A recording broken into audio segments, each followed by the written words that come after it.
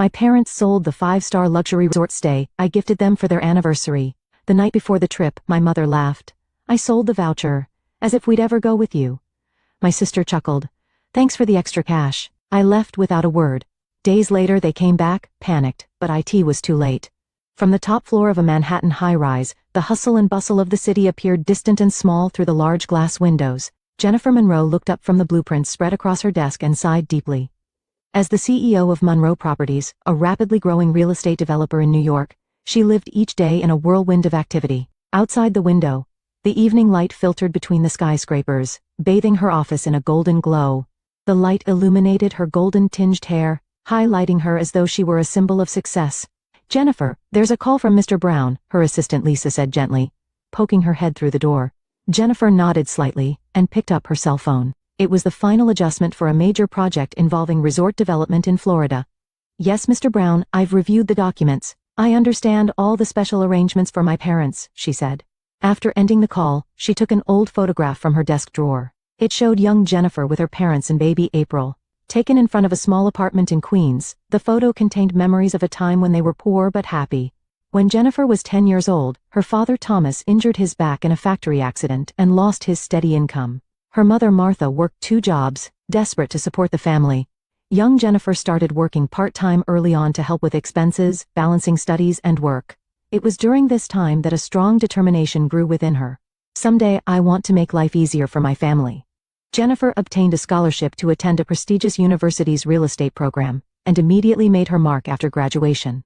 Her sharp insight and persistent negotiation skills became renowned in the industry, and at 29, she established her own company. In 7 years, she had grown Monroe Properties into a significant presence in New York's real estate industry. However, as her success grew, so did the gap between her and her family. Why do you work so hard? Do you want to become someone different from us? These were the words Martha spoke at the celebration of Jennifer's first big success. To Martha, her daughter's success seemed to reflect her own failures. Her father Thomas continued to work as a small-time repairman. He always took pride in making his own living, but behind this was a stubbornness that prevented him from accepting his daughter's help. And her sister April had dropped out of college and drifted between various part-time jobs, still living with their parents. While envying her sister's success, she had given up trying, saying she was just an ordinary person. Though they appeared to be a harmonious family on the surface, in reality, there was a whirlpool of complex emotions surrounding Jennifer. Jealousy, pride, and the loneliness of not being understood. Lisa, you can go home for today, Jennifer told her assistant, then picked up a red envelope from her desk.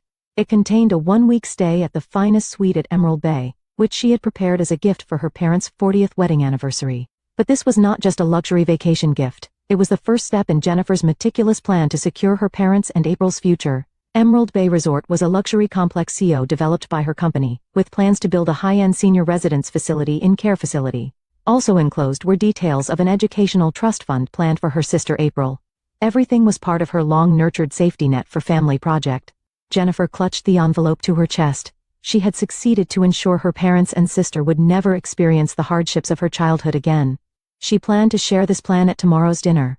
I wonder if they'll understand this time, Jennifer murmured as she left the office, filled with both hope and anxiety for tomorrow. On her way to her parents' house, Jennifer recalled the words she had rehearsed many times in the car.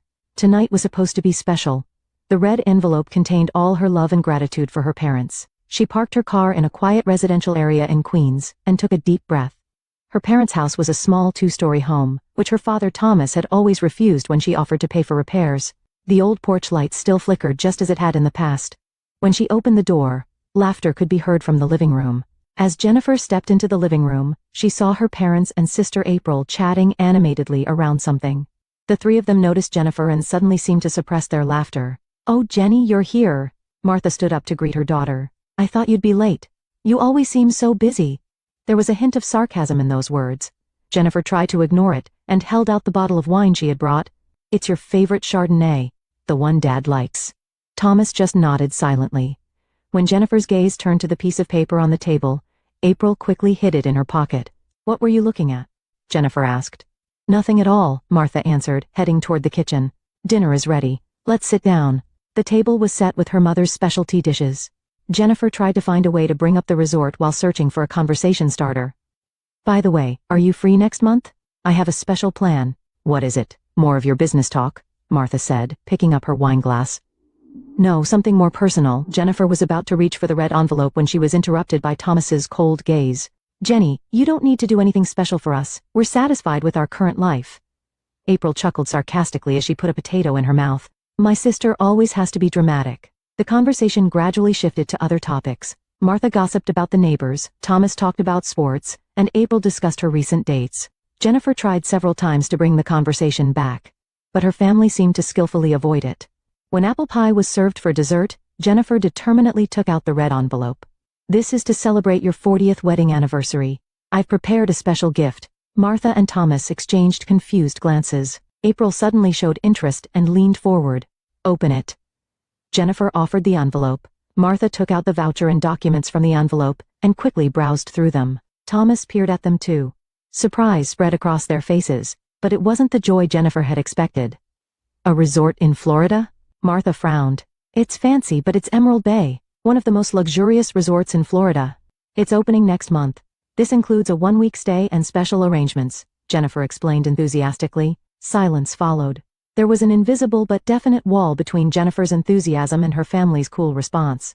Suddenly, Martha began to giggle. It was the laugh Jennifer knew well, the one when she was hiding a secret. Jenny, actually, Martha said, not even trying to suppress her laughter.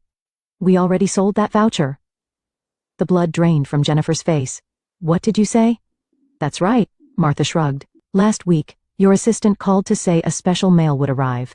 As soon as it came, we sold it. Got a good price too. But why? Jennifer's voice trembled. Thomas cleared his throat. To be honest, a vacation with you would be constrained. We have our own lives. April reached for her mother's wine glass, took a sip, and added, It made for a nice bit of pocket money, thanks. The three of them were laughing. Martha's eyes had a triumphant gleam. Thomas seemed relaxed as he settled deeper into his chair. April pulled out her smartphone and began checking some messages. Jennifer stood frozen. In her mind, she could see all her plans crumbling. The lifetime resort membership, priority access to the luxury senior facility, April's educational trust fund, all of it had disappeared along with that voucher. Did you read the enclosed documents? Jennifer asked hopefully. There were some legal papers, but they looked complicated, so I didn't read them, Martha answered indifferently. The buyer said he didn't want those things anyway. Jennifer quietly stood up. Words were no longer necessary. She took her car keys from her wallet and silently walked toward the entrance. Oh, are you leaving already? Martha's voice had a mix of confusion. What about dessert? Jennifer didn't look back. She opened the door and took a deep breath of the cold night air. Until she got into her car and started the engine, she suppressed her emotions. About 10 minutes away from her parents' house, the tears finally flowed. Her hands trembled on the steering wheel, and her vision blurred. She pulled the car over to the side of the road and cried quietly for a long time. Her phone rang. It was from her mother. Jennifer ignored the call, and instead sent a short message to her assistant Lisa. Please cancel all family plans for the Emerald Bay project. I'll explain the details tomorrow. Jennifer took a deep breath and wiped away her tears. She looked at her reflection in the rearview mirror. Deep down, she knew this moment would be a turning point in her long, strained relationship with her family. The morning sun streamed through the large windows of the office, casting a golden glow on the documents on her desk. Jennifer, with a face that showed she hadn't slept all night, had been immersed in work since early morning. She drank cup after cup of coffee, trying to distract herself from last night's events by focusing on the revised plans for the Emerald Bay project. Good morning, Ms. Monroe. Lisa knocked and entered, concern visible on her face. Seeing the dark circles under Jennifer's eyes, she silently offered a fresh cup of coffee. Can you tell me more about the schedule changes? Lisa asked cautiously. Canceling the family plan for Emerald Bay so suddenly. It's all my responsibility, Jennifer answered with a tired voice. Can you set up a meeting with Mr. Brown today? I need to explain everything to him. As soon as Lisa left the room, the phone rang. Jennifer tensed slightly as she saw the display. It was the international development partner from Florida. Jennifer Monroe speaking. Miss Monroe, it's Brown. A calm but authoritative voice echoed from the other end. I'm calling about the special membership for Emerald Bay. All the papers for your parents are ready. The special pre-opening tour is also prepared. Jennifer closed her eyes and paused for a moment. Mr. Brown, I'm sorry, but there's been a change to that plan. She tried to maintain a professional tone. The special membership for my parents is canceled. The same goes for the priority access to the adjacent senior facility. A confused silence formed on the other end of the phone. Is there a problem? Brown's voice contained obvious surprise. The papers have already gone through the legal department. It's a personal matter. It won't affect the project itself, Jennifer responded firmly. My lawyer will contact you about the formal procedures. After ending the call, Jennifer placed the phone down and sighed deeply. She pressed the intercom. Lisa, please call Attorney Gordon immediately. An hour later, Jennifer's legal counsel, Mark Gordon, was sitting in her office. Behind his glasses, his sharp eyes observed Jennifer's tired expression. You want to cancel everything? He asked incredulously. The lifetime membership for your father and mother, priority access to the future luxury care facility, the gift of a villa, these are things you've been preparing for years. That's not all, Jennifer answered, still gazing out the window. I'm also canceling the educational trust fund for April. Mark frowned. Jennifer, may I ask what happened? Jennifer briefly explained the events of the previous night. Her voice was flat, suppressing emotion, but Mark could sense the depth of her wounds. Legally, there's no problem, Mark said, closing the documents. Since the papers haven't been officially delivered, everything can be cancelled. However, he paused. However what? Just my personal opinion, but don't make decisions out of anger. It's not too late to decide after you've calmed down. Jennifer smiled faintly. This isn't a decision made from anger, Mark. I'm just accepting reality. My family doesn't need my help. In fact, they don't even want it. Mark stood up without saying anything more. Having worked with Jennifer for many years, he knew the firmness of her decisions. I'll prepare the necessary documents today. After Mark left, Jennifer returned to her desk and began reviewing documents for a new project. But her thoughts kept returning to last night's events, her parents' indifferent attitude, her sister's flippant laughter, and her own feeling of powerlessness. Suddenly, the office door burst open. Lisa rushed in with a panicked expression. Miss Monroe, I'm sorry, she was breathless. Important information has come in about the person who bought your parents' voucher. Jennifer looked up. What happened? The buyer, a Mr. Frank Diaz, has been involved in multiple fraud cases. Lisa handed over a tablet. He's known as a social engineering expert who tricks seniors into revealing personal information. Jennifer stared at the screen. It displayed a criminal record alongside a photo of the ex-convict.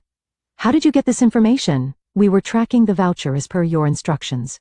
The security team found it being resold on an online marketplace and tracked the buyer, Lisa continued. Even worse, he may have already started fraudulent transactions using your parents' personal information. Jennifer jumped from her chair. For a moment she was about to call her parents to warn them but stopped herself. She was torn between her deeply hurt feelings and a sense of responsibility to protect her family. Ms. Monroe? Lisa asked worriedly. Should we notify the police? Jennifer massaged her forehead as if to organize her thoughts. No, not yet. Let's gather more information. Keep monitoring this Diaz person's movements. But your parents? Let's wait a while before contacting them, Jennifer decided. I need some distance right now. Lisa nodded anxiously but didn't question Jennifer's judgment. After her assistant left the room, Jennifer stared out the window again. The city's noise continued as before, but a new determination was sprouting in her heart. Family Support Fund, she whispered softly. She opened her computer and began creating a new document. The title was Monroe Family Support Foundation. She quickly started writing plans for establishing a nonprofit organization to support people struggling with family relationships, using her own experience. Let's turn my pain into someone else's hope. Her fingers moved quickly across the keyboard, and her heart felt a little lighter than yesterday. Outside the window, the sun of a new day shone powerfully. Just then, her cell phone rang again. It was a call from her mother. Jennifer stared at the persistently ringing phone for a long time. Then she quietly rejected the call and returned to work. When the clock struck 3 in the afternoon, Lisa entered the room again. Miss Monroe, latest report from security, she said in a lowered voice. Suspect Diaz has already opened multiple credit cards in your parents' names. The scale of the fraud might be larger than expected. Jennifer inhaled deeply and exhaled slowly. In her heart, disappointment and worry mingled. I understand, she answered quietly. Organize the information. I'll make a decision by tomorrow. Lisa gently nodded, understanding Jennifer's conflict, and quietly left the room. The New York morning began with a clear blue sky.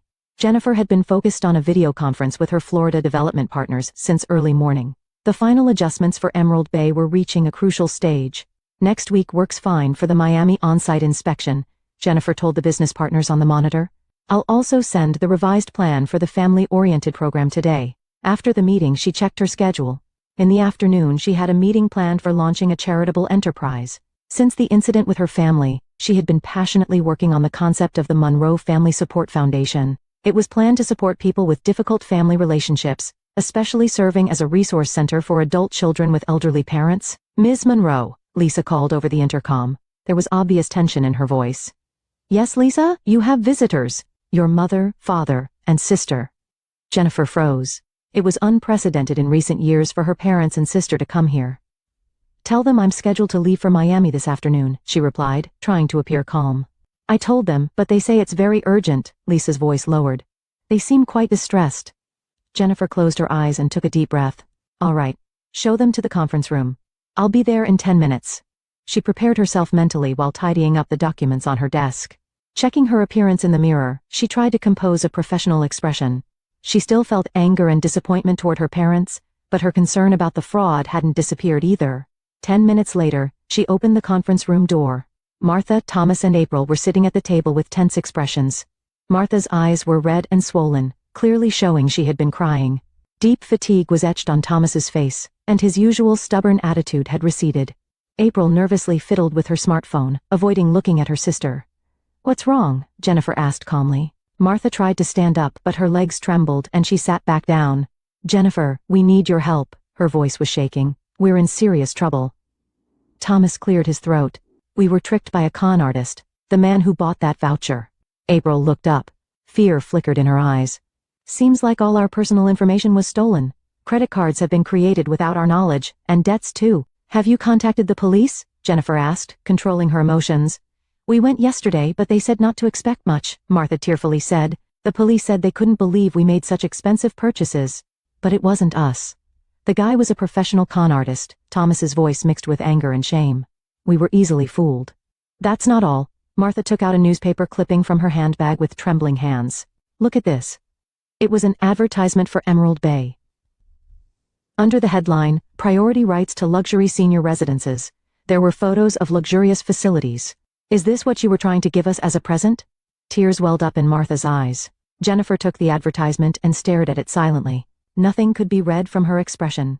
Mom has been crying all night after seeing that, April said softly. We finally realized what we'd done.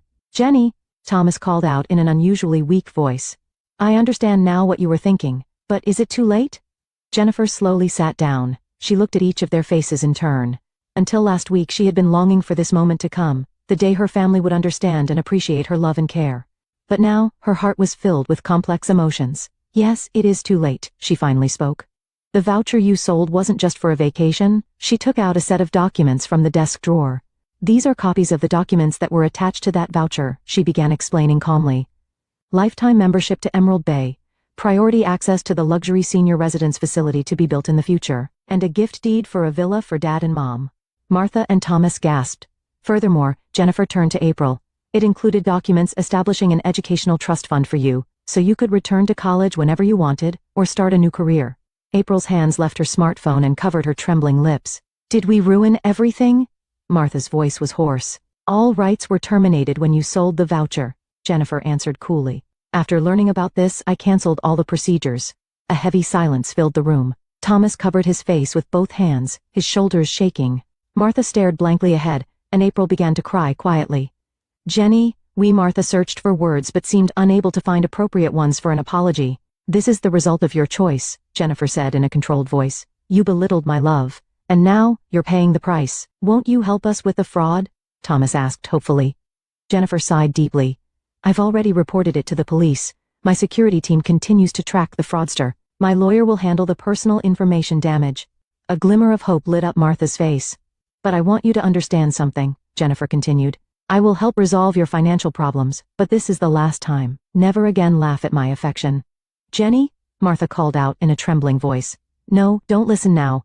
Jennifer stood up. I'm leaving for Miami now. When I return, I'll contact you through my lawyer about dealing with the fraud issue. As for other matters, I need time. She headed for the door. Lisa will explain the next steps. Goodbye. Just before the door closed, April's crying could be heard. Jennifer took a deep breath in the hallway outside the conference room. The burden in her chest felt a little lighter. Lisa approached with concern. Are you all right? Yes, Jennifer smiled slightly. Is everything ready for Miami? Yes, all set. Lisa nodded. And I've packed the Monroe Family Support Foundation documents in the car. Thank you. Jennifer returned to her office and gazed out the window. A cloudless blue sky stretched out. A new beginning. She briefly looked at the family photo on her desk before putting it in her bag. Though wounds remained, a new determination had sprouted in her heart. Snow swirled through the streets of New York. On a December day when Christmas illuminations decorated the city, Jennifer was gazing at the scenery outside from her office window. 6 months had passed since the establishment of the Monroe Family Support Foundation, and it had already helped many families. She had successfully transformed her personal pain into social contribution. "Ms. Monroe," Lisa quietly knocked on the door. "Here's the final report for this year." Jennifer nodded and reviewed the documents. The foundation had achieved results beyond expectations. Counseling services for people with complex family relationships, support groups for children with elderly parents, and housing assistance programs for families facing economic hardships. Everything was progressing smoothly. "Any contact from my parents?" she asked casually. Lisa shook her head slightly. "Same as last week. Just a card arrived." After the fraud issue was resolved, Jennifer's parents had moved to a modest senior apartment. Thomas started volunteering doing repairs at the local community center, and Martha began teaching knitting to neighborhood children. April had started attending night school, aiming to get an accounting qualification. They sent Jennifer cards and letters every week, but she hadn't replied yet. It would take time for her heart's wounds to heal. Jennifer opened her desk drawer and stared at the pile of cards from her family. Then, as if having made a decision, she stood up and picked up her coat. "I'm leaving early today," she told Lisa. "Merry Christmas." In the falling snow, Jennifer's car headed toward a quiet residential area in Queens. She held a small paper bag and stood in front of her parents' new apartment. Taking a deep breath, she knocked on the door. Surprise spread across Martha's face as she opened the door. Jenny, Thomas, and April peered from the living room with astonished faces. Jennifer smiled as she entered the room. The modest but warm room was decorated with a small Christmas tree. "Sorry for coming suddenly," she said quietly. "I brought a Christmas present." She took an envelope from the paper bag. "It's tickets for a day tour of Emerald Bay. I plan to go with you." Tears welled up in Martha's eyes. Thomas stood speechless, and April gasped softly. "Jenny," Martha choked on her words. "Let's start over," Jennifer said gently. "I'm not asking you to forget everything, but I hope we can build a new relationship." Thomas slowly approached and extended a trembling hand. "Thank you, daughter." April rushed to her sister and embraced her tightly. "I'm so sorry," she repeated through tears. A warm atmosphere flowed through the room. Though the wounds hadn't completely healed, hope had been lit for taking a new step. Outside the window, snow quietly adorned the Christmas night. The shadows of the 4 family members huddled together under one light,